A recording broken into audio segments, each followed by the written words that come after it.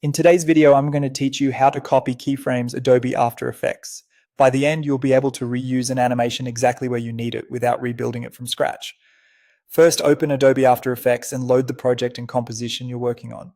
Make sure you can see the layer that already has the animation you want to reuse. If you don't immediately see any diamond-shaped icons on the timeline, press the U key to reveal animated properties, or tap P for position, S for scale, R for rotation, and T for opacity. This helps you quickly find the property that holds the keyframes you want. Next, select the keyframes. You can click and drag a selection box across them in the timeline, or shift-click each one to add to your selection. When they're selected, they'll turn blue. If your animation spans multiple layers or properties, you can select keyframes across those layers at the same time. Just be sure you're grabbing only what you actually want to copy. A quick tip: zoom in on the timeline with the plus key to make precise selections easier. With your keyframes highlighted, press Ctrl plus C on Windows or CMD plus C on Mac.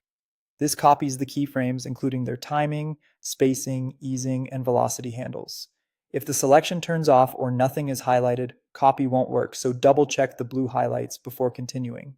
Now move the playhead to where you want the first copied keyframe to land. The paste operation anchors the earliest keyframe in your selection to the current time indicator, so this placement matters. Hold Shift while dragging the playhead to snap it to exact frames or markers, which helps keep timing clean. Finally, choose the destination.